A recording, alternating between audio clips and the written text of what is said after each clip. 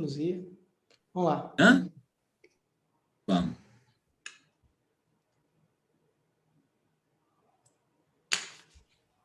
Boa noite.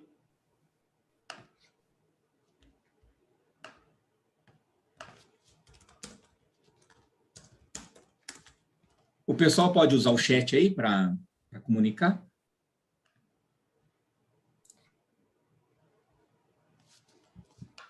Vocês estão ao vivo? Nós já Beleza. estamos aqui, né, no YouTube, aqui o pessoal está nos vendo, e aí eles mandam as perguntas no chat, e a gente consegue ver sim. Bom, boa noite então a todos. Vou começar me apresentando, meu nome é Guilherme, eu sou engenheiro civil, e já nos últimos anos tenho me dedicado aí a trabalhar nesse ramo da engenharia de custos. Eu gostaria de começar o evento de hoje, que é mais um evento da ACE Brasil, né, da seção Brasil da ACE, falando um pouco da nossa associação. É uma associação fundada em 1956, é uma entidade sem fins lucrativos e que é referência para os profissionais da área de engenharia de custos, né, uma disciplina que abrange os estudos de viabilidade, orçamento, planejamento e controle de projetos, assim como gerenciamento de riscos e administração contratual. A ACE tem sede nos Estados Unidos e conta hoje com mais de 9 membros distribuídos aí por 87 países e 80 seções. A seção brasileira, da qual eu faço parte, né, e assim como o ITO, ela foi homologada em 2012. Desde então, a gente vem trabalhando aí para divulgar as melhores práticas e para fortalecer aí esse ramo da engenharia, né? Os filiados da ACE têm muitos benefícios, acesso a grande quantidade de material de consulta, fazem parte de uma network interessante, descontos em seminários, em eventos, e um dos importantes acervos que a ACE nos coloca à disposição são as práticas recomendadas, as recommended practices, no inglês, né? E o tema de hoje é falar de uma delas. Nós vamos falar da RP 25, e que ela trata do tema de como estimar a perda de produtividade da mão de obra em pleitos de construção. Quem vai estar, né, compartilhando conosco hoje esse conhecimento é o engenheiro Ítalo. O engenheiro Ítalo, além de meu amigo e colega, né, é ex-diretor da ACE, compôs a chapa do ano passado. Ele é formado em engenharia industrial mecânica, é certificado por PMP, especialista em gestão de projetos e mestre em administração de empresas. Atua como gerente de projetos em engenharia da Saleto, engenharia de serviços. É também coordenador e professor de curso de pós-graduação nas áreas de engenharia de planejamento, gestão de projetos de construção e montagem, e engenharia de custos e orçamentos, né? É também autor aí de capítulos de livros e artigos técnicos. Então, como eu disse, é também ex-diretor do IBAP-MG, que é o Instituto Brasileiro de Perícias de Engenharia, e da ACE Seção Brasil.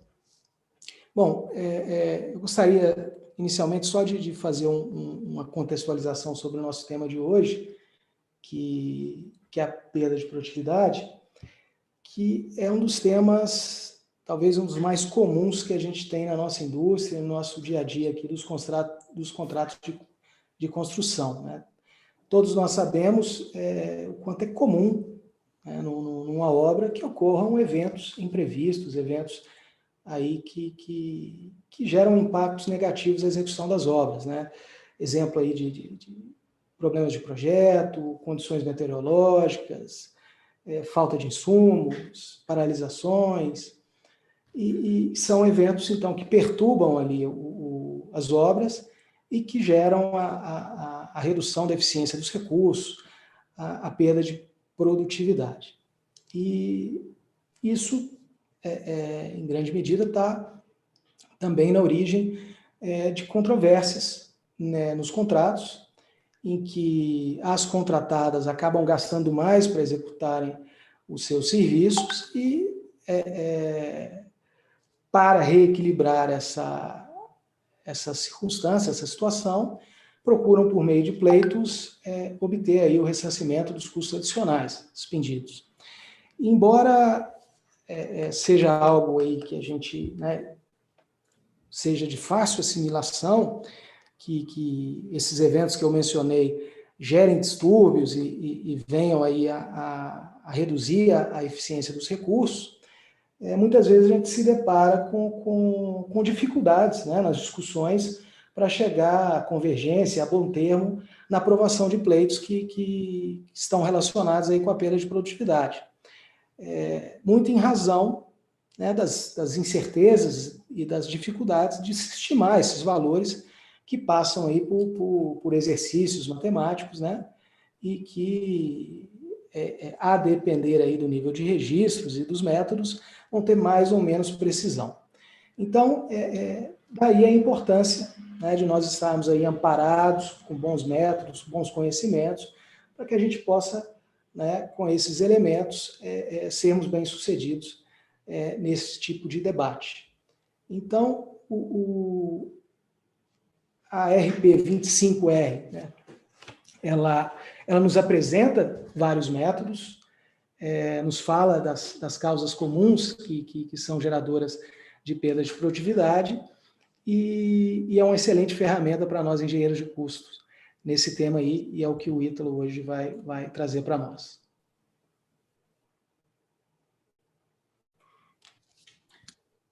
Vamos lá?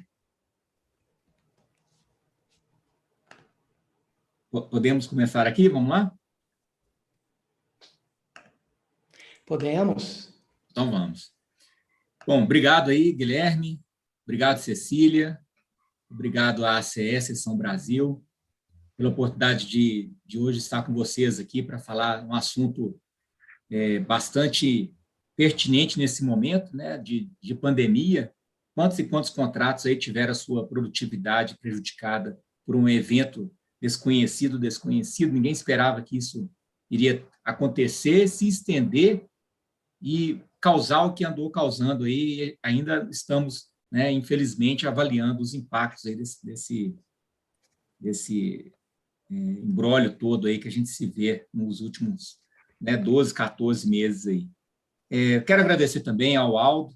O Aldo é uma pessoa que eu agradeço sempre, aí, ele, né, foi fundamental aí me apresentar a ACE e outras oportunidades também de conhecimento, e é uma pessoa fantástica aí de trazer e nos provocar aí a gente, né, a aprender sempre, a descobrir novas maneiras de fazer aquilo que está necessitando do nosso trabalho de engenharia.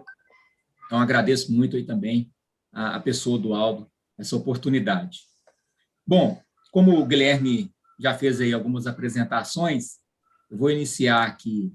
Eu preparei aqui para todos vocês que estão conosco aí hoje um PowerPoint, depois a ACE vai disponibilizar aí para vocês esse trabalho aqui que eu preparei para vocês aqui. Então, hoje nós vamos falar a respeito da 25R03, que é uma prática recomendada. O título dela, né? Como estimar perda de produtividade de mão de obra em pleitos de construção, em pleitos de projetos de engenharia, né? Podemos entender assim. Quando você vai lá na estrutura do TCM, né? Que é o documento principal aí, que amarra tudo isso, é o item 6.4, está dentro dessa estrutura, dessa árvore, né? Avaliação forense de desempenho. É um documento de 2004, e especialmente na minha apresentação, que hoje eu vou falar do Measured Mile, que é um método para você poder avaliar a produtividade, dentre outros que a gente vai comentar aqui também. Então, eu vou fazer uma visita, uma passagem pela prática recomendada como um todo, depois vou explicar o que é o método Measured Mile, e depois eu vou entrar num case e vou trazer aqui as limitações desse case e também do próprio método, e, ao final, convidá-los aí para um debate. Antes de mais nada, qualquer número, valor, referência, custo, preço unitário, tudo que eu apresentar aqui nesse PowerPoint, né, nesses slides aí que a gente tem pela frente, são referências, referências fictícias, apenas para a gente poder apresentar a vocês aqui esse exercício que foi estabelecido dentro do método de Mijold-Mayer. Ou seja, não utilizem nos seus projetos. Procurem o setor contábil, de orçamentos, jurídico, para vocês buscarem aquilo que é mais correto para os seus projetos. Então, é só um disclaimer aí, Guilherme, para a gente, né, deixar claro aí para a turma que está nos ouvindo aí. O foro Guilherme, já... Opa, por favor.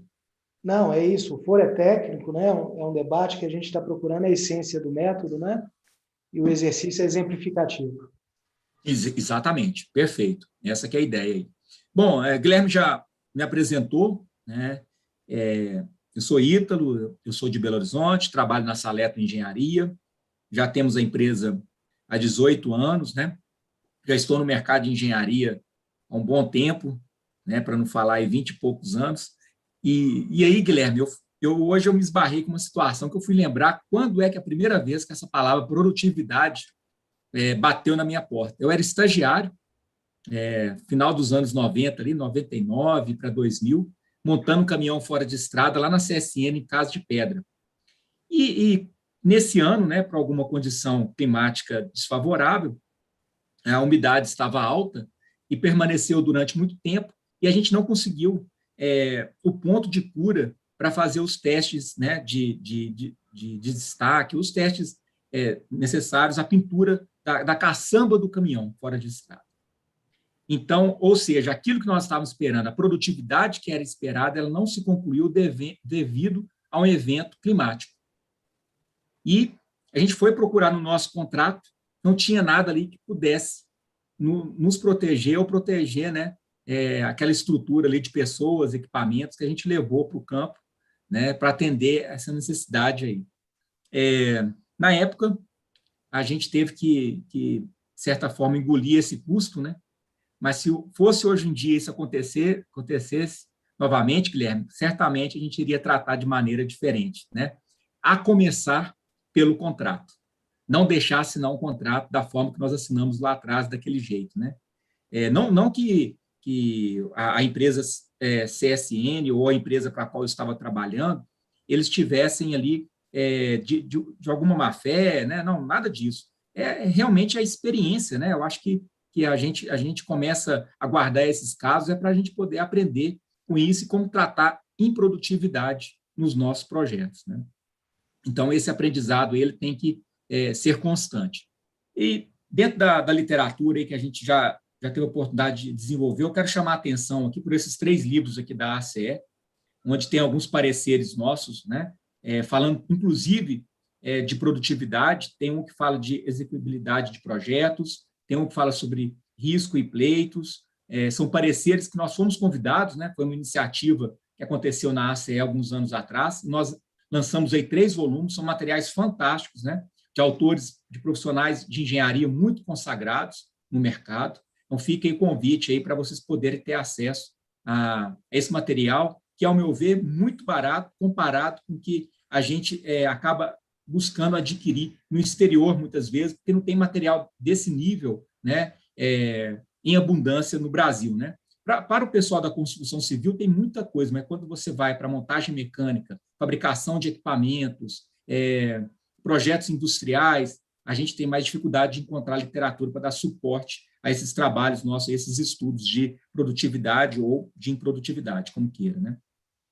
E eu acabei lembrando também um artigo que a gente havia escrito no 18º COBREAP, que é o Congresso Brasileiro de Engenharia de Avaliações e Perícia, aconteceu aqui em Belo Horizonte, né, onde que a gente falou aí sobre avaliação da produtividade e execução de serviços de engenharia e construção. Nesse artigo, junto com o Rômulo Silva, a gente teve a oportunidade de explorar um assunto que é improdutividade natural. Eu vou trazer um slide aqui sobre esse assunto aí para a gente voltar à tona sobre isso. Bom, como eu havia dito, né, nós vamos passar aqui rapidamente pela prática recomendada, né, a 25R03, que vai falar sobre como calcular improdutividade em projetos de construção, né, em geral, discutir alguns conceitos importantes, né, revisitar alguns conceitos importantes, revisitar também esses métodos para estimar em produtividade, e aí nós vamos focar no Measure Mile, para que a gente possa trazer para vocês um exemplo, né, um case um pouco fictício, mas dentro de uma realidade, de uma situação que aconteceu conosco aqui na nossa empresa, que a gente foi convidado a fazer um estudo, né, utilizando um método, uma técnica para medir em produtividade. E, à época, nós entendemos, né, junto com o nosso cliente e também a empresa contratante, ela nos deu essa oportunidade de discutir essa metodologia antes da gente aplicar. Isso é muito bom, eu vou falar sobre isso daqui a pouco, quando as partes encontram um método comum para medir a improdutividade. Isso já resolve, eu vou dizer a vocês, né, mais do que meio caminho andado, né, para se encontrar um acordo. Então, a gente usou essa técnica. E, ao final, aí, dicas, orientações e trazer a experiência do Guilherme também, que vai ser muito importante para somar aqui nossa apresentação hoje. Bom, o que é essa prática para que você possa fazer, né, onde ela traz exercícios, né, métodos para medir a improdutividade? O que ela quer, né, afinal de contas? Por que ela existe nesse hall de práticas recomendadas da ACE, que são mais de 100 práticas recomendadas, né? Não sei o número exato, não sei que são mais de 100. Outro dia desses eu estava lendo a respeito das 117, né? Então, se tiver morrido umas para trás aí, certamente mais de 100 são. Identificar metodologias para estimar a perda de produtividade. Olha, se ela tivesse focado só nisso daqui e ficado aqui, ela já teria ajudado demais engenheiros que trabalham para estudar perda de produtividade em projetos de engenharia. Por quê? Pelo simples fato de elucidar metodologias, exercícios, práticas para você estimar perda de produtividade, já se torna aqui uma ferramenta fundamental para o engenheiro de custos, o engenheiro de orçamentos, né? O engenheiro de contratos, vamos chamar assim. Bom, e aí ela avança mais um pouquinho, ela diz o seguinte, olha, dessas práticas que nós temos aqui, qual que é a classificação delas, né? Da mais confiável e mais aceita até a menos aceita aí, pelo mercado e pelos profissionais, pelas câmaras de arbitragem, pelo judiciário comum, né? Enfim, qual que é a ordem de classificação dessas metodologias? Então, isso também já é fantástico também para nos dar esse grau de confiabilidade. A gente vai mostrar até uma figura no estudo da Rio, onde eles colocam isso daí justamente, né? Eu tenho um slide aqui que eu vou mostrar isso, foi até uma contribuição do Guilherme, onde eu mostro justamente, né, essa ordem conforme o grau de assertividade e conforme também o grau de documentação que você tem. Então, a gente vai falar sobre isso. Em seguida, é definida e discutida cada uma dessas técnicas, né, dessas metodologias, e, ao final, estudos selecionados aplicáveis, que é algo fantástico também. Então, por exemplo, você quer saber um estudo sobre praticabilidade, né, efeitos da chuva na produtividade do seu projeto.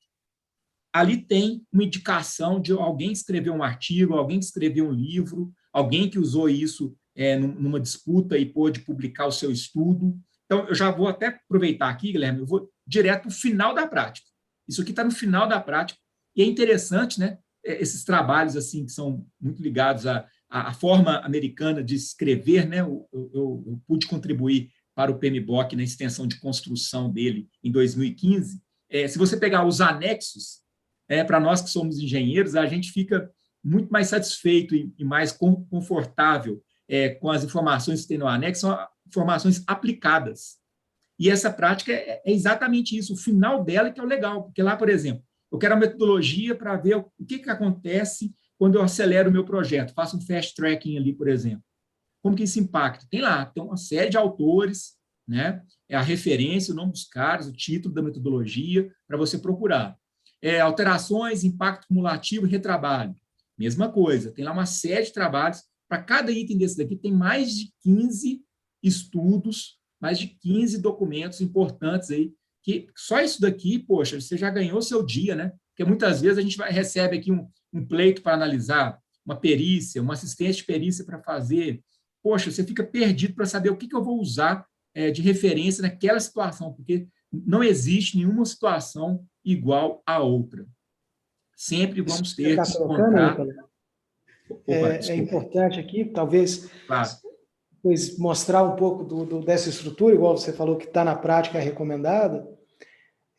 Isso aí são referentes aos estudos especializados da indústria. Então, o que o Ítalo está dizendo, não sei se todo mundo, né, já teve a oportunidade de ver um documento desse, é que ao final existe um anexo para cada um desses temas. O anexo A, que trata de aceleração, tem uma série de artigos que tratam só desse tema específico da indústria, um anexo com vários artigos de alterações, impacto cumulativo e retrabalho.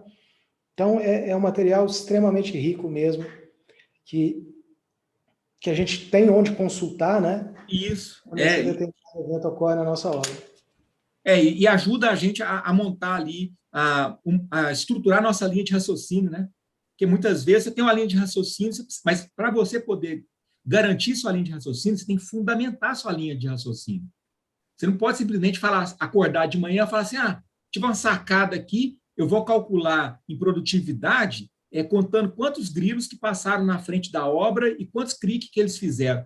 Não, poxa, é um negócio maluco, surreal. Agora, você pode achar algo surreal que tenha um embasamento, por exemplo, um desses estudos aqui que nós estamos falando, né? É algo diferente, que ninguém nunca usou aqui ainda no Brasil, talvez, né? Em alguma disputa, mas que tem um embasamento, um trabalho sério por trás, um trabalho científico, feito pelo método científico, que você pode usar para embasar o seu estudo.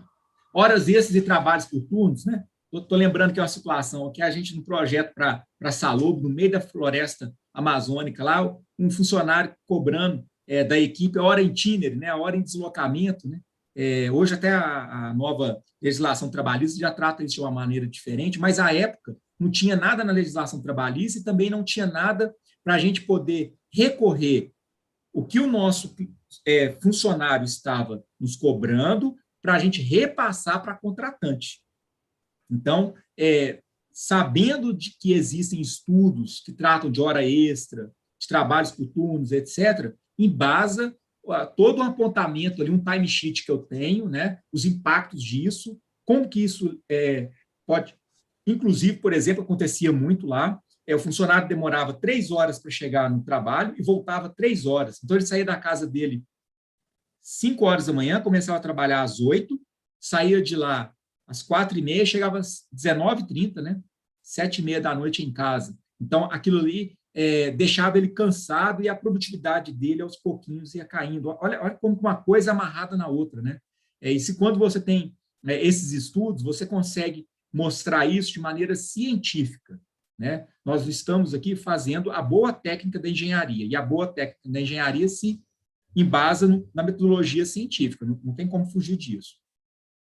Por características do projeto, por fatores gerenciais, quantas vezes que a gente teve ali um projeto que o cliente pediu para mudar uma frente, né? Fez uma ingerência, a gente até usa essa expressão, né? O cliente veio aqui, fez uma ingerência aqui no nosso processo aqui, e a gente ficou prejudicado. Como que eu vou justificar isso? Lá dentro de fatores gerenciais, você tem lá um estudo lá de um camarada lá, você pode ler o estudo, entender o estudo dessa pessoa e aplicar no seu trabalho para dar esse embasamento. Condições climáticas, né? É muito comum a gente ter esse tipo de disputa, principalmente quando a gente encontra situações adversas, né? Belo Horizonte, um ano atrás, Guilherme é daqui de Belo Horizonte, vai se recordar muito bem, nunca se choveu tanto tempo, né? Em tão curto espaço do período do dia ali, né? Causando N danos e prejudicando as pessoas para irem para o trabalho, enfim, vários tipos de prejuízos aí. E guia de estimativas, né? Como essa prática foi feita, principalmente por americanos, muitas guias de estimativa. O que é isso? É a tabela SINAP que a gente tem da Caixa, eles estão sugerindo ali algumas bases de dados, né, de estimativa que você pode usar nos seus projetos, né? E interessante, Guilherme, que nos nossos projetos metal mecânico, a gente tem pouca referência. Se eu quiser pegar uma referência, por exemplo, quanto que custa o quilo de uma estrutura metálica pintada, né, para ser entregue lá no sul de Minas, ok, eu tenho lá a tabelinha TCPO, né? Bacana, mas se fugir muito ali de algumas referências, não é tão diversificado igual, por exemplo, a gente tem na construção civil, né? Que você tem por mais regiões no Brasil, a Caixa faz um trabalho muito bacana disso aí. Então, esse guia de estimativas é justamente para isso daí, mas fica esse adendo aí, né? Se você tiver no Brasil algo similar, usar o local, né? Usar aqui o que a gente tem, mas se não tiver de nada, né? Tentar utilizar aquele ali que for mais próximo. Então, eu já fui direto lá para o final da prática recomendada, porque é o creme de la creme, né? Assim, é o supra-sumo aqui, é o mais legal que tem nessa prática, ao meu ver, né?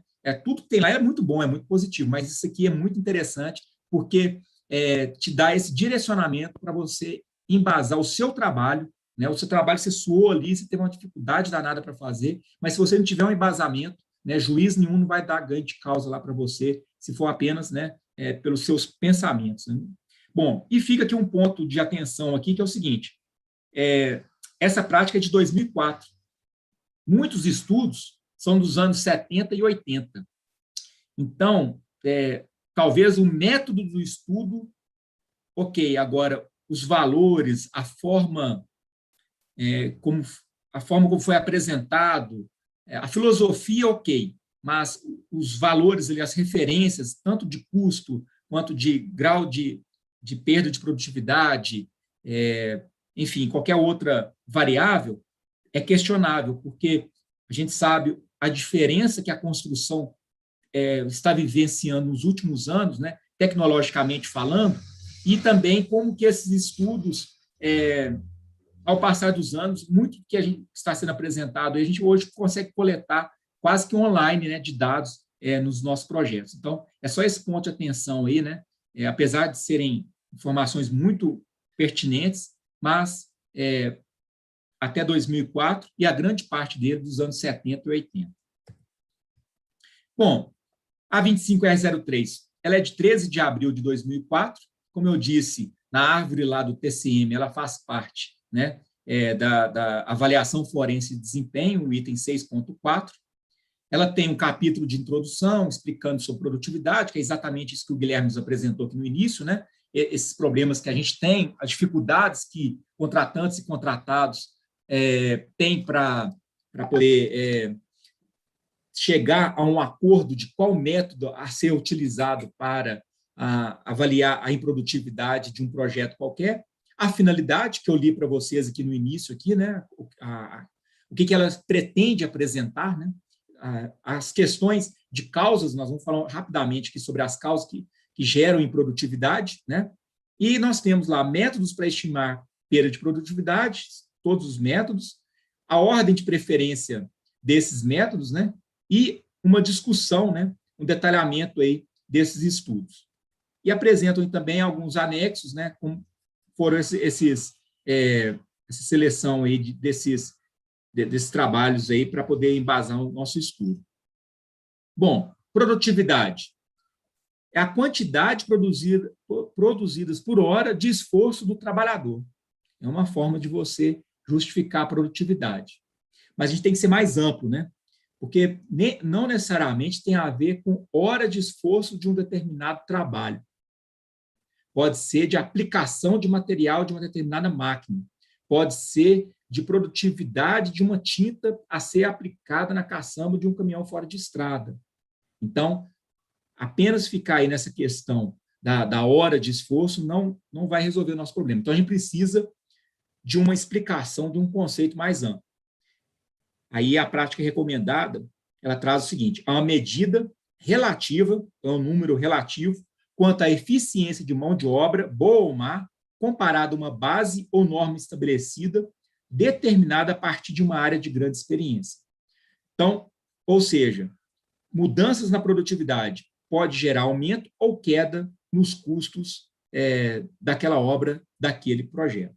Então, o que eu chamo a atenção aqui é uma medida relativa quanto à eficiência daquele objeto ali que está sendo estudado, né? Daquele produtor de resultado dentro do projeto, seja uma máquina, uma mão de obra, um serviço, uma locação, ou enxergar o projeto como um todo, aí, que acaba que a gente tem que fazer esse estudo muitas vezes global, você não faz ele só localizado.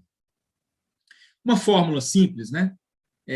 Aquilo que foi concluído, dividido pelas horas de trabalho ou de equipamentos empregadas, né? Então, por exemplo, 9 toneladas por mês de célula de flotação montada. Eu peguei aqui um exemplo qualquer aqui, de um equipamento na área de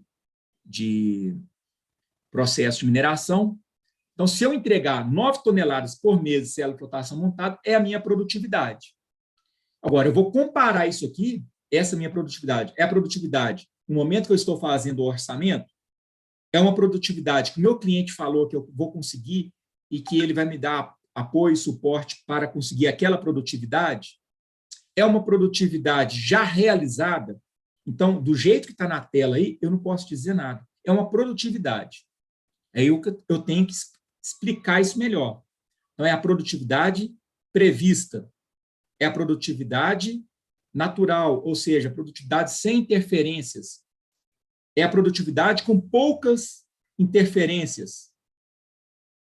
Ou pode ser a produtividade impactada por uma série de razões, né, causas que a gente vai falar sobre elas. Bom, o fator de produtividade é a produtividade realizada, aquilo que aconteceu em relação ao que foi planejado. Então, eu tenho aquilo que eu produzi dividido pela minha referência, pelo meu baseline. Então, se eu produzir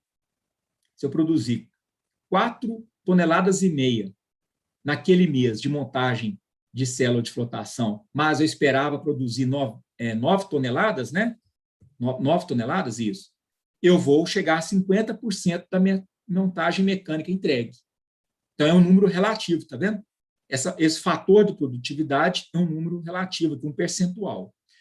Daqui a pouco a gente vai ver onde nós vamos aplicar esse fator de produtividade. Olha, isso aqui é um desenho, é um estudo que foi feito pelo pessoal da Rio, está aqui nessa fonte que é à direita, tá? Esses materiais todos que são complementares à apresentação da prática recomendada, eu sempre tenho colocado aqui essas referências para depois vocês poderem também montar essa biblioteca de vocês. Então, quando a gente começa a falar de redução da produtividade, né, está aqui, ó, mudança da coordenação, mudança de um plano de ataque, acidente de trabalho, absenteísmo, turnover, né, perda de profissionais lá com determinadas competências, né, diminuição da força de trabalho, perda de efetividade lá do trabalho, retrabalho. Então, enfim, uma causa pode puxar outra causa, né? Então, esse estudo aqui da Rio é muito legal, porque ele mostra esse mapa mental, né, de como que uma causa pode puxar outra causa, e é dentro de um contexto deles, né? Isso aqui, didaticamente falando, e para nos orientar, para a gente buscar possíveis perdas de produtividade em um contrato, é fantástico isso aqui. Da mesma forma, esse trabalho que a própria prática recomendada nos traz. Então, por exemplo, eu recebi aqui um contrato aqui, Guilherme, e o cliente falou comigo o seguinte: ô Ítalo, esse contrato aqui não está performando financeiramente da forma que a gente esperava, e a gente quer fazer um estudo. E nós acreditamos que existem perdas de produtividade. Por favor, faça esse estudo para nós. Beleza. Como que eu começo esse estudo? Primeira pergunta que eu faço para o meu cliente: aconteceu alguma situação de absenteísmo ou síndrome do trabalhador ausente? O que é essa síndrome do trabalhador ausente? Que até é engraçado o nome, né? É quando você deixa de ter alguém da equipe que ele é importante, que ele tem uma experiência, que ele tem um know-how, né? E os outros lá não conseguem trabalhar sem ele. Aí trabalha mais devagar, né? Absenteísmo. Falta alguém na força de trabalho, né? Isso que você acabou de falar, né, foi extremamente relevante e aconteceu muito nesse período agora de pandemia, em razão de diminuição de equipes, em razão aí de pessoas que tiveram que ficar afastadas. Então, esse foi uma das causas, um dos eventos comuns que a gente verificou agora, em razão aí do que vimos, né? Do que estamos vendo na pandemia do Covid. Mas desculpa aí, Eto. Bom, exatamente. Aí, quando você recebe um contrato desse, né, para analisar, o camarada fala assim: olha, nós estamos tendo perda aqui de produtividade aí, e a gente acha que é por causa do Covid. Então, beleza, então vamos começar a mapear isso aí, vamos escrever, né? Vamos fazer um checklist. Engenheiro adora checklist, né? Vamos fazer um checklist aqui. Teve situação de absenteísmo? Teve. Por quê? O cara faltou porque adoeceu, ou porque a filha dele adoeceu, ele poderia estar adoecido, e aí não foi para a obra. Faltou um trabalhador, cabecinha branca lá, experiente, lá, um cara fundamental, porque ele é do grupo de risco. Aconteceu isso num projeto com a gente aqui, o cara teve que trabalhar de casa. Você acha que dá para... vou usar uma expressão aqui, mas está errada, tá? Dá para tocar uma montagem eletromecânica à distância? Estou falando que tocar é porque o pessoal fala, né? Toca o projeto, né? Tocar, a gente toca é boi, né, Guilherme?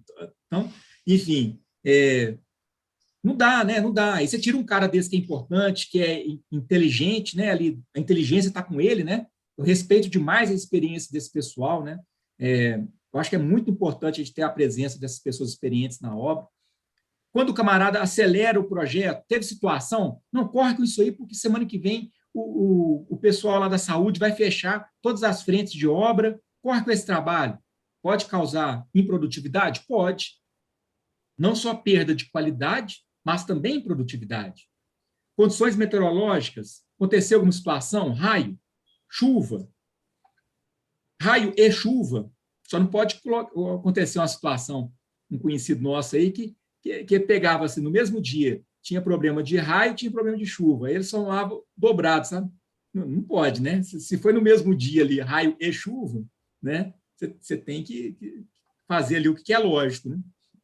Bom, disponibilidade de mão de obra qualificada, ou indisponibilidade da mão de obra qualificada, né? Alterações, impacto incidental, cumulativo, por alterações e retrabalho, também pode gerar improdutividade.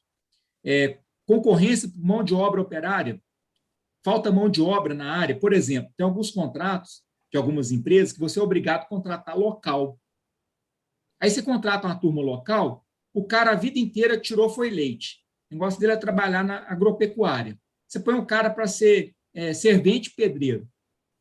Ele, às vezes, não teve um treinamento e você foi obrigado a trabalhar desse jeito, né? Entre aspas, né? Porque você conheceu o contrato antes, né? Você sabia o jogo que você estava entrando ali. Você tem que avaliar. Rotatividade de operários, turnover. Isso aqui acontece muito na construção civil. É uma rotatividade imensa. Aglomeração de mão de obra ou acúmulo excessivo de pessoas na mesma frente de serviço. Agora vão todo mundo lá para aquela etapa, para dar um gás ali, para poder... né? Mas tem coisa que não tem jeito. Como que você coloca 10 pessoas numa sala 7x7 para todo mundo pintar as paredes dessa sala? Não vai ser produtivo. Alguma coisa vai sair errado ali, né? Falhas na engenharia, nos documentos de engenharia. Poxa, infelizmente, mesmo com tudo isso que a gente vê aí, Guilherme, BIM, AWP, todas essas tecnologias aí, né, voltadas para você ter o planejamento adequado das frentes de trabalho da engenharia, mesmo assim, você ainda encontra problema de projeto, de documento de engenharia falho, né? Supervisão enfraquecida, falta de uma liderança, também causa improdutividade. Emprego exagerado de hora extra. Coloca o pessoal para fazer hora extra todo dia, para trabalhar até tarde. Na semana seguinte, o pessoal não performa bem. É impressionante. A turma acha que, não, mas eles estão recebendo, eles vão ganhar um bônus. Olha, não somos máquinas, homens é que sois, né? Já dizia o Charlie Chaplin lá. Incapacidade de coordenar contratadas, subcontratadas, fornecedores, também gera improdutividade, né? Você tem que lembrar que o seu projeto, você não faz ele sozinho, você subcontrata alguma parte dela em algum momento, né? Mesmo você sendo um subcontratado ali, você acaba subcontratando também outra etapa. Então, tem que ter um elo de ligação, uma gestão dessas interfaces, né, muito adequada. Aí a prática continua apresentando, né? Fadiga, né? Aquilo que eu comentei lá do funcionário lá que está trabalhando. A máquina também passa por fadiga. Superaquecimento, manutenção acelerada, né? Você está esperando a manutenção daqui a 1000 horas. Você colocar para trabalhar o mês inteiro, chega a 1000 horas rapidinho. E às vezes ela não está preparada ali para trabalhar dia e noite, ela tem que ter um tempo de descanso, né? Por vibração, uma série de fatores ali, né? Relações trabalhistas e gerenciamento da mão de obra. também pode gerar improdutividade. Imagina você chega numa região que o sindicato lá trabalhista diz o seguinte: olha, com essa situação de Covid, todo mundo tem que fazer uma limpeza, uma higienização, usar tais equipamentos, a coisa mais rigorosa do que os organismos de saúde estão pedindo. Isso pode gerar uma improdutividade. Outro fator muito importante que a gente não leva isso em consideração. Mesmo que a gente monte uma equipe muito bem estruturada, sempre existe uma curva de aprendizagem. Você não performa bem na primeira semana, no primeiro mês, dependendo do porte, do tamanho do projeto. Isso é batata. Não precisa adiantar que você vai conseguir performar igual você colocou produtividade nos primeiros períodos ali. Você pode e deve se preparar para conseguir fazer isso rápido. Como? Prototipagem, treinar as pessoas, simular. Eu estava vendo um vídeo do pessoal, dos japoneses que foram atacar Pearl Harbor, eles pegaram as plantas, maquetes do porto, né, o formato dos navios e tudo, e colocava ali os pilotos de avião para ficar treinando como que eles iriam bombardear o tempo inteiro. Muitas vezes, alguns trabalhos, a gente tem que fazer simulações antes da gente entrar na obra, principalmente parada de manutenção. Como que eu vou tirar o refratário? Que equipamento que entra primeiro? Quantas pessoas podem entrar? Vamos fazer uma simulação aqui no computador, para a gente ver todo mundo ali trabalhando ao mesmo tempo? Né? Isso acelera a curva de aprendizagem. Falta de materiais, ferramentas e equipamentos, por incrível que pareça, né? Ainda às vezes falta frente ali, um consumível, né? Algum tipo de guindaste ali, de uma ferramenta especial. Outro ponto, muita gente, muitos funcionários ali na frente de trabalho, né? Uma alocação excessiva de funcionários. Pouca motivação de mão de obra. Isso aqui, ó, a gente não foi treinado na faculdade de engenharia para entender isso aqui. Ser humano não motiva por dinheiro. Não motiva. Ser humano não ele pode motivar no primeiro período, no segundo, no terceiro. Lá no quarto, ele já vai estar querendo outras coisas. É um bom ambiente de trabalho, é respeito pelo trabalho dele. Então, assim, entender, né, como que é esse processo de motivação da equipe para que isso seja favorecido. O próprio PMBOK fez algumas mudanças, umas 3 edições para trás, aí, onde ele trouxe a área de conhecimento de stakeholders, e lá ele pede o quê? Engajamento. Então, motivar a equipe é engajar a equipe para o mesmo objetivo. Fatores gerenciais do projeto. O camarada esqueceu ali de pegar uma licença ambiental, né?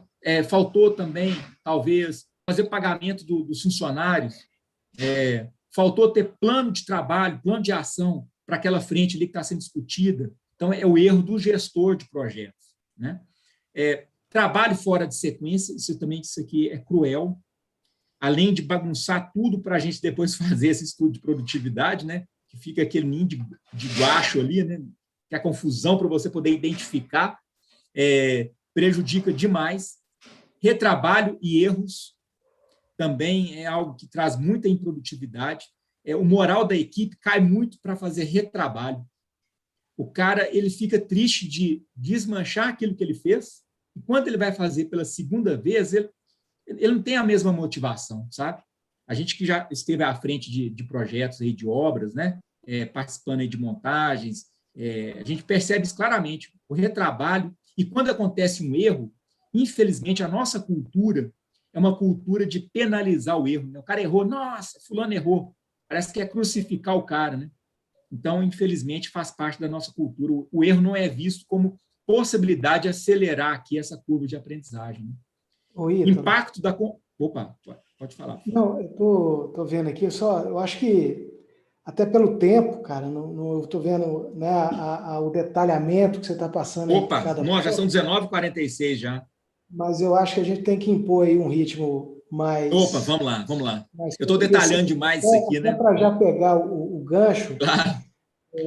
Que a gente, né, do Measure Map, para que você tenha em mente, a preocupação que eu estou vendo aqui do pessoal que está assistindo é de que, né, o quão importante é ter os registros que permitam a aplicação do Measure-Mile. Então, sim, com certeza. essa é uma grande preocupação que se tem, todo mundo que conhece essa metodologia, né?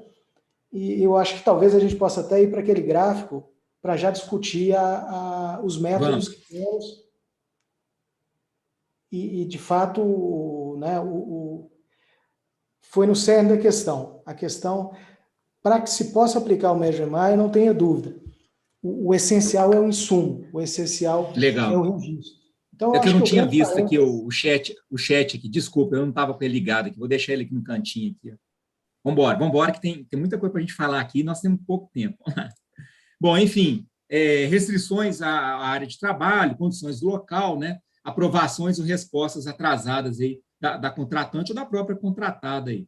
Bom, essa perda de produtividade é o aumento do custo de desempenho causado por essas mudanças, né?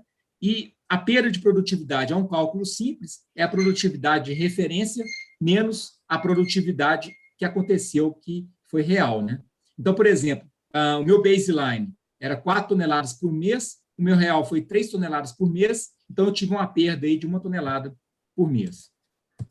Bom, e produtividade natural? É algo que a gente até comentou lá no artigo, né? Eventos que ocorrem desapercebidamente com trabalhadores, equipamentos, que no final de um período pode gerar perda de produtividade. Né? Alteração no DDS, distância desconhecida do refeitório, alteração de distância média de transporte. Né?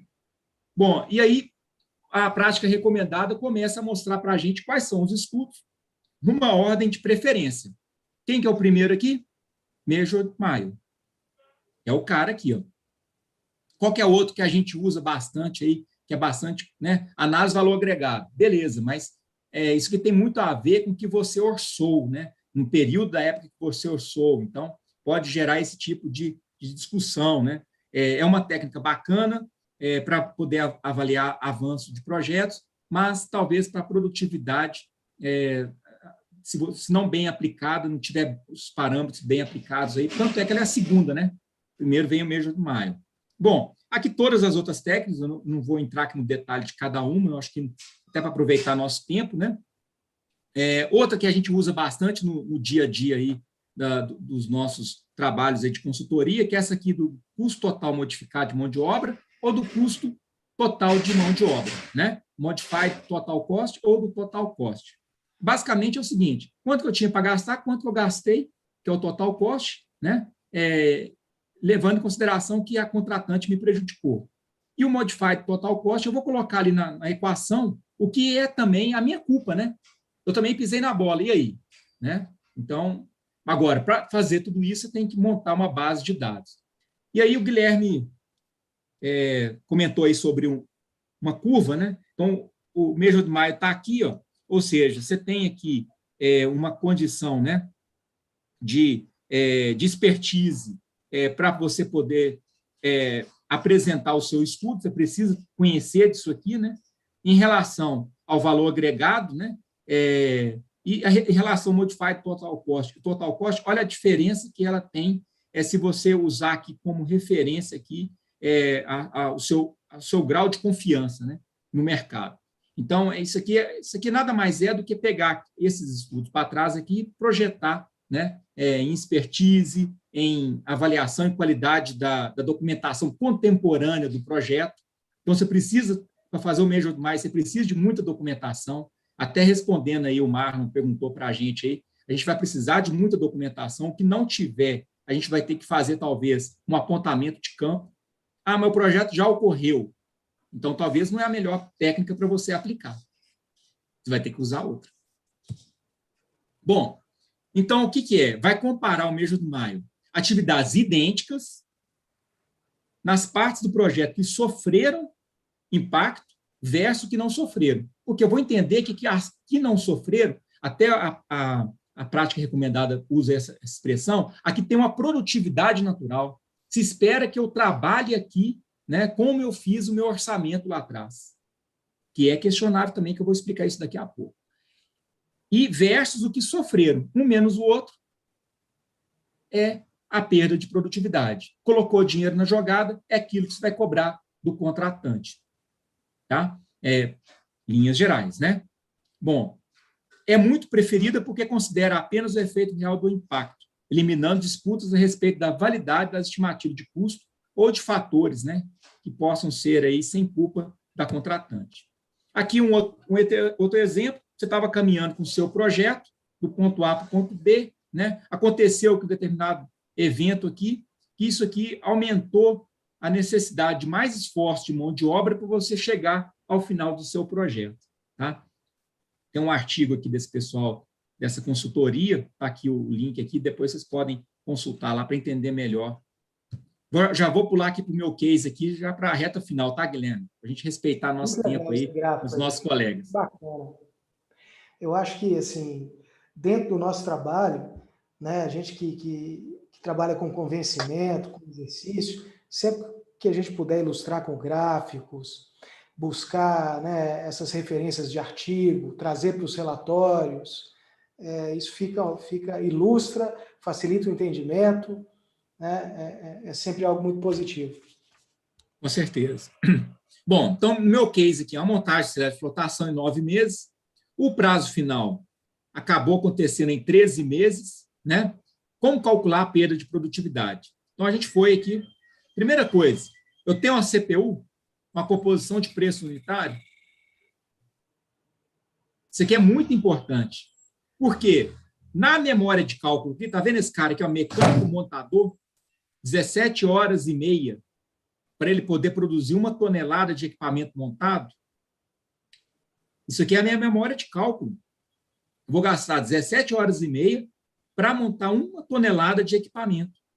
Isso vai me custar, somando aqui, aluguel de guindaste, desengraxante, vedação, estopa, isso vai me custar aqui 6.692 a tonelada para montar de equipamento. Então, começa por aí. Ó. Eu preciso ter acesso a essa informação. A gente esbarrou com um cliente aqui uns 2 anos atrás que o cara, a composição, preço unitário dele era a maior sacação do mundo. E outra coisa, muitas vezes, ou para falar todas as vezes, o contratante não tem acesso a isso aqui. Não tem, ele não tem acesso a essa memória de cálculo. Então, ele desconfia. Ele não sabe por que está cobrando dele, lá na linha lá do contrato dele, 6.692,60 por tonelada de equipamento montado. Bom, para fazer isso aqui, RDO, ata, falar nisso, o Marlon até é professor de um curso de RDO, ata, as-built do projeto, né? Timesheet, apontamento de hora dos profissionais, a medição semanal, muitas vezes só tem medição mensal, não tem semanal. Você faz um apontamento diário, mas só apresenta isso no final do mês. É algo que tem que pensar. Outra coisa, ir para o campo para fazer apontamento, cronometria, tempos e movimentos, processos. Se a contratante e a contratada estão de acordo, pegar toda essa documentação aqui, ó, entrar em acordo para você poder apresentar o seu estudo, né? Vamos para frente aí. Primeira coisa, o que ocasionou improdutividade nesse contrato? A contratada teve muita troca de profissionais, a contratante provocou mudança do plano de ataque, teve raio e chuva fora da praticabilidade daquilo que era esperado, e as medidas de Covid que foram implementadas.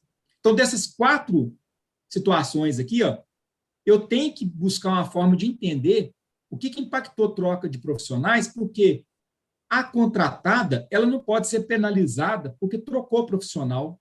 Ela espera que a coisa tenha uma sequência linear, né? Que se trocar ali, vai trocar por um cara que é melhor, né? Ou mais capacitado que o anterior. E que ele já entre, né, com essa curva de aprendizagem. Mas a gente sabe que na prática isso não acontece. Então, até nesse mesmo exercício meu aqui, tem uma ressalva. O quão que essa troca de profissionais prejudicou a produtividade. Tá? Então, eu deixei aqui, eu fiz questão de manter isso aqui, porque é uma ressalva aqui desse trabalho aqui, é uma pulguinha atrás da orelha aqui desse estudo que eu estou mostrando para vocês. Bom, eu comecei a calcular, né? Um período de referência, quer dizer, um período que não teve impacto nenhum, 0 impacto. Eu montei... Impacto, né? Você vai ver que é pouco impacto, porque olha só, eu montei 2,1 tonelada com 5 pessoas e trabalhando 7 horas por dia. Entendeu? Isso aqui é outra coisa também. Muitas vezes, nos nossos orçamentos, a gente coloca 8 horas por dia. O cara não trabalha 8 horas. O cara não trabalha. Na óleo e gás, ele trabalha ali 4 horas e meia. Na mineração, 5 horas e meia. Na construção civil, 6 horas e meia. Estou pegando, assim, números amplos aí, só para vocês entenderem aí. Não é 8 horas. Não adianta o engenheiro orçamentista colocar 8 horas, não é verdade. Bom, aí peguei aqui, então, um período aqui, ó, né? Número de profissionais, a tonelada hora trabalhador, né? E a média. Só para a gente ter como referência. A mesma coisa, agora eu peguei um período que foi impactado. Daqui a pouco eu vou explicar o que impactou esse período aqui. Aí eu tive 1,8 tonelada montada com 4 profissionais. Opa, faltou gente aqui, ó. Aqui também 4, faltou gente. Entregou menos também. A média já caiu, 0,0642. Depois o período pouco impactado, 0,654. Uma pequena diferença aqui, mas tem dinheiro envolvido aqui. A gente vai ver isso daqui a pouco. E aí, se eu começar a comparar aqui, ó, período de referência, a média 0,0657. Mesmo no meu período de referência, eu tive 2 momentos aqui, ó, que ele foi abaixo da minha média, tá vendo? No meu período aqui, ó. No meu período impactado, a média era 0,0642, mas teve momentos aqui que eu fui melhor do que a média do período de referência, né? Olha só esses 2 períodos aqui, ó. Então, nesse momento aqui, mudança de frente de trabalho, que é essa engrenagemzinha, Covid e condições climáticas geraram impacto no contrato, na produtividade. Então, foi isso que aconteceu aqui. Por isso que eu chamei de período impactado. É quando tem essas 3 situações. Quando eu não tive problema climático, eu tive pouco impacto. Aí foi só as medidas da Covid e a mudança de frente de trabalho, de metodologia executiva imposta pelo cliente. Aí eu fiz a medida da produtividade. Teve um momento aqui que eu até trabalhei mais aqui, 0,0838. Né? Mas grande parte aqui eu trabalhei a menos. Agora, vamos analisar isso aqui de outra forma. Né? Então, à esquerda aqui é o passo a passo desse meu estudo, né? Onde o período de referência é o azul. Então, tudo que estiver abaixo do azul é ruim para nós, né? Tanto no estudo do período impactado, pouco impactado. E olha como comportou o meu fator de produtividade no período impactado. No período impactado, meu fator de produtividade teve um momento que caiu abaixo de 80%. No meu período pouco impactado, teve momentos aqui que eu trabalhei 100%, olha, de produtividade, mas teve impacto. Então, eu começo a fazer esses estudos para entender essa dinâmica, né? E aí, eu faço uma continha aqui, ó. Número total de toneladas montadas na referência. Então, se eu somar lá atrás, tudo aqui que eu montei nessa semana vai dar 10,3. No impactado, eu montei só 9. No pouco impactado, eu montei 9,4. Eu tiro essa diferença, multiplico aqui pelo valor da minha CPU, ó, 6,692 pela tonelada, está lá embaixo. Lá, ó. E chego aqui no número que eu tenho a receber, que eu entendo que é justo receber daquele impacto. Então, olha só, por semana, quando eu tenho alto grau de impacto, né, é impactado, eu tenho a receber, nesse período estudado, 8.700 naquela semana. No pouco impactado, 6.023. Então, né, isso aqui, eu peguei aqui só um pedacinho aqui, né, desse estudo, mas agora eu tenho que ampliar isso aqui por todo o período do contrato e buscar referências em cada item que eu estou estudando. Nesse caso, eu estou apenas analisando montagem mecânica, mas eu tenho montagem eletrônica, eu tenho comissionamento, eu tenho uma série de outras atividades dentro desse contrato. Então, eu preciso abrir o meu contrato por etapas e analisar a produtividade também por etapas, onde eu tenho composições de custo para me favorecer depois esse estudo para verificar a quantidade de horas que eu estava esperando lá na minha produtividade, aquelas 17 horas e meia lá para fazer tonelada de equipamento montado, né, versus o que realmente aconteceu. Mesmo no período de referência, eu não alcancei aquelas 17 horas e meia. Então, meu período de referência é algo estudado, identificado, conforme aquele projeto. Olha onde que isso impacta. O azul forte aqui, ó, é a curva. Quando eu vendi meu projeto, meu engenheiro de orçamentos fez o projeto, eu esperava entregar esse projeto em 9 meses. 9 meses. Só que esse projeto foi entregue em 13 meses, não é isso que está escrito lá atrás? 13 meses, 4 meses de atraso. Aí pediram para estudar em produtividade desse contrato. Se a gente pegar a produtividade natural desse contrato, nós vamos chegar ao seguinte, que ele iria terminar em 2 meses para frente. Então, 2 meses, o contratado vai absorver como pisada de bola dele, porque ele não estava performando, olha aqui, está evidente que a boquinha do jacaré abriu aqui há muito tempo, aqui, ó. Ele não está performando. O cinza é uma tendência. O cinza é uma hipótese. Para você construir esse cinza, você tem que entender isso aqui, ó, esse quadro aqui. Ó. Você tem que chegar nesses números aqui, ó,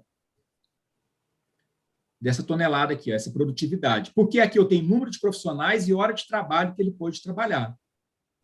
Aí eu faço uma simulação para chegar no cinza. Por quê? O azul eu tenho, que é no momento da assinatura do contrato eu tenho esse documento, e o azul clarinho aqui eu tenho também porque acabou o contrato. Como que terminou o contrato? Agora, para saber de quem que é a culpa e onde que está a culpa, eu fiz uma inferência estatística, que é o cinza claro. Então, tem aqui 1 mês, 2 meses, não, 1 mês, 2 meses, perdão, 1 mês, 2 meses aqui para discutir, 2 meses para discutir, de mão de obra, de equipamento, tudo que ficou à disposição para poder atender o meu cliente, porque ele me gerou problemas aqui na minha produtividade. Esse que é o grande pulo aí dessa metodologia. É você precificar e você entender como que seria se tivesse seguido a produtividade que estava acontecendo no contrato. Você não pode comparar o azul firme, escuro aqui, ó, com o azul claro. Por quê? O contratado também pisa na bola. Ele tem uma perda de produtividade, acaba acontecendo com ele. Isso é o que torna esse método, talvez talvez não, o mais bem aceito, né? Por essa questão. Ele tá no topo lá, né? Ele é um método que você tem um estudo específico do projeto, né? Você está trabalhando com dados do projeto e a partir de produtividades que a contratada demonstrou atingir. Então, você elimina a discussão aí que está muitas vezes ela vem com os outros métodos, que é a discussão de que possa ter havido falha de orçamento, né, um orçamento muito arrojado, e que aí o contratante acha que você está querendo transferir para ele a sua ineficiência. Então, o Measure Mile, ele trabalha com dados, quando eles existem, do próprio contrato, né, do próprio projeto, e aí a gente consegue verificar isso aí, que a contratada ela seria, né, pelo que ela demonstrou, na melhor das hipóteses, ali teria performado tal como o cinza, né? Exatamente. Então, novamente, o azul escuro é na assinatura do contrato, o azul claro é o que realmente aconteceu, porque pode acontecer que uma disputa aqui também, que não foi esse caso, de uma multa de 4 meses de atraso de contrato. 4 meses de atraso de contrato. Então, é o seguinte, beleza, vamos fazer o seguinte, eu vou assumir o meu aqui, o que era improdutividade minha, a minha demora para tomar as medidas do Covid, a minha demora para... Lembra lá atrás que a gente estava trocando funcionário? Então, quando você troca funcionário, você aumenta a curva de aprendizagem. Então, eu vou assumir que dos 4 meses eu absorvo 2 meses, mas eu quero que você me paga 2 meses de pessoal parado. Agora, você não pode fazer 2 meses aqui, ó, se era um projeto de 9 meses, você não pode fazer uma regra de 3 para receber 2 meses. Você tem que ver o que é que tinha empacado aqui de pessoal, de maquinário, enfim, você tem que... Aí você volta o estudo econômico para esse período aqui a mais que você ficou na obra, que não seria da sua responsabilidade, porque os impactos foram causados por eventos ou força maior, ou pandemia, que você não esperava isso acontecer, ou porque seu cliente ficou ali pentelhando ali, mandando mudar frente de serviço, metodologia executiva e tudo mais. Foi o caso aqui do meu exemplo, né? E que foi até o caso real lá do que aconteceu com a gente. Bom, por que a turma, agora de outra forma, né, Guilherme? Por que a turma rejeita esse método? A contratada nunca tenha conseguido chegar ao nível ideal para fazer uma análise do tipo Measured Mile. Quer dizer, você não performa ao ponto de encontrar esse azul escuro aqui. Ó. Você não consegue chegar na produtividade que foi planejado. Quando o trabalho durante os períodos utilizados não são comparáveis, você está comparando laranja com cebola, né? Aí não dá, não tem jeito, complica. É forçação de barra, né? Eu até brinco com o pessoal, aí você está forçando a amizade, né? Não há uma análise de causa e efeito, isso aqui, ó, advogado arrebenta mesmo, Myron está aí, pode falar, se não tiver nexo causal, acabou, bal. Você tem que buscar essa casualidade, né? Essa casualidade. Uma análise não convencional é caracterizada como Measured Mile quando não é. Então, essa questão, né? Se convém utilizar essa metodologia, é possível. A análise faz uso de dados acumulados. Muitas vezes você está pegando ali um tanto de informação que não consegue separar o que é que foi impactado realmente e prejudicou a produtividade. Você usa metodologias não convencionais para calcular as perdas. Sacação, né? Isso aqui, em outras palavras, você está tentando ganhar no forceps. E tem gente mais assim, Guilherme, o cara tem uma retórica, uma conversa. Não dá, amigão. Se não tiver metodologia, vem cá não, que não vai dar certo. Quando não existem estimativas de fontes oficiais, pode acontecer isso aqui, ó. Né? Beleza, tem muita coisa legal lá no CII, tabela SINAPS, DECAP BH, mas se isso daqui não for uma fonte que o seu contratante reconhece como uma fonte oficial, não dá para você comparar o trabalho realizado, porque aí, está respondendo uma pergunta do Marlon, se você não tem tudo registrado, mas só sabe o que é que você produziu já impactado, para você ter uma noção do que seria ser impactado, você pode usar, lembra as guias de estimativas, que foi um documento que até a prática recomenda, lá ao final, uma série de guias de estimativa, você pode usar aquilo como referência. Olha, em média, um soldador mecânico trabalha por semana e produz tal resultado.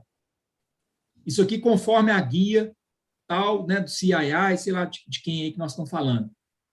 No nosso projeto, o cara está X menos Y. O menos Y foi causado pelo contratante que não deu frente de trabalho. Vão cobrar o Y. Né? Eu acho que se eu não tiver sido claro, pode me questionar aí, por favor. Bom, é importante, né? É difícil, mas é importante. O entendimento prévio entre contratante e contratada, né, do que vai ser usado aqui.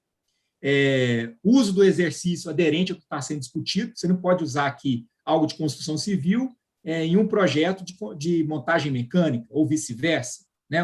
É importante ter isso aí. Focar muito em mérito, né? Depois você preocupa com o dinheiro, pensar primeiro em defender o mérito, não misturar métodos que não façam muito sentido, né? O cara misturar total cost com valor agregado com o Measured Mile. Para cada pedaço Nossa, eu vi uma encrenca aí, uma arbitragem, não sei se é arbitragem judicial, o cara misturou 3, 4 métodos ali, tentando defender no gogó, né? Tem uma CPU aberta, uma composição de preço unitária aberta, para a gente ver aquela memória de cálculo da produtividade, né?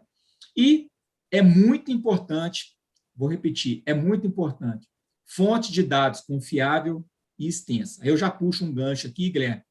No futuro, se vocês quiserem ver a aplicação do Power BI, porque o Excel chega ali numa quantidade de linhas de dados que fica difícil de você trabalhar aquilo tudo. Então, você pode usar um RProject para fazer esse tipo de análise estatística, ou você pode usar, por exemplo, o Power BI. Nós fizemos um trabalho agora usando o Power BI muito legal.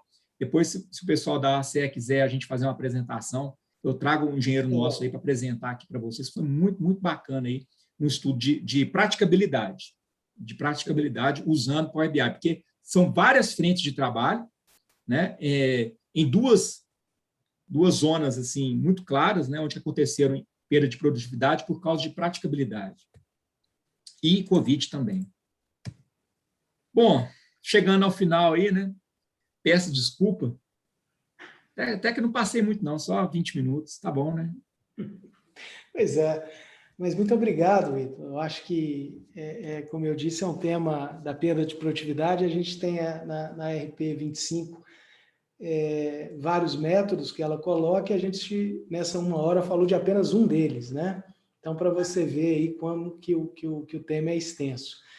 Eu acho que a gente ficou aí sem esse tempo para o debate, mas, de toda forma, deu tempo aí para que você passasse com mais detalhe aí nas análises e naquilo que você gostaria de trazer para nós aqui hoje. Então, eu acho que como mensagem final, destacar a importância disso, dos métodos, de como as RPs são importantes para que a gente possa exercer a nossa profissão com embasamento, a nossa profissão da engenharia de custos, e convidar a todos aí, aqueles que já são, né, membros da CE, que participem, que a gente, né, esteja sempre junto aí nesses debates, e para aqueles que não são, que se tornem, que venham se juntar ao time, né, Ítalo? Então, para a gente fechar, eu queria que você desse aí seu depoimento aí rápido, né, se você acha que vale a pena ser um membro da ACE. Olha, eu fico impressionado que os advogados conhecem mais as práticas recomendadas da ACE do que os engenheiros. Nós, como você comentou lá no início, né, eu estou como coordenador de pós-graduação de engenharia de orçamentos, junto com a Inayara Marini, que é também colega da gente aqui na ACE. E, assim, olha, já passaram por nós lá uma centena de alunos. Pouquíssimos sabiam o que era a ACE e talvez nenhum conhecia a fundo as práticas recomendadas. É claro que não dá para você ser especialista em todas elas, né?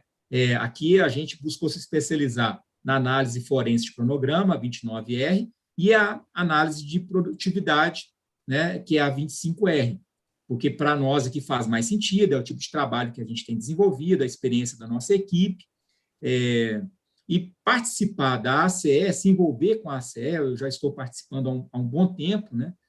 Só posso dizer a vocês, deixar meu depoimento aí, que tem sido muito produtivo. A gente, ano passado, tive a oportunidade de trabalhar como diretor de eventos aqui para Minas, Distrito Federal e Nordeste. Nós fizemos 4 eventos, web, né? Logo que aconteceu aquela questão da pandemia, e é muito, muito importante para networking, compartilhar todo esse conhecimento, esse aprendizado que a gente conversou aqui hoje.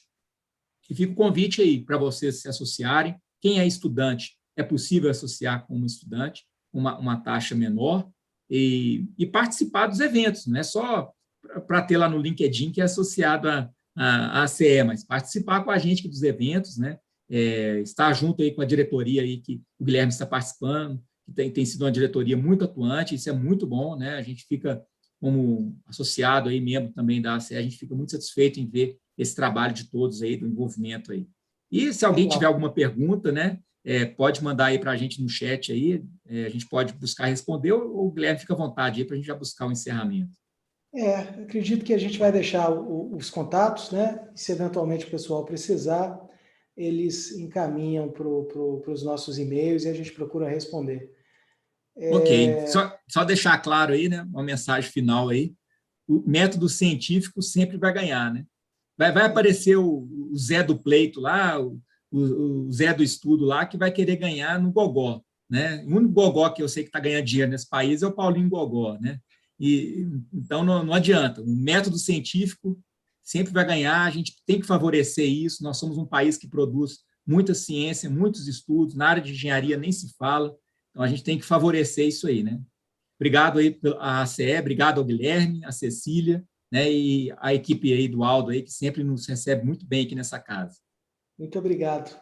Nós é que agradecemos aí. E, bom, esse é um evento que vai acontecer todos os meses. A gente vai passando aí pelas nossas práticas recomendadas. E em junho, agora no início, final de maio, início de junho, a gente vai ter mais uma oportunidade para discutir mais uma delas. Muito obrigado a vocês aí.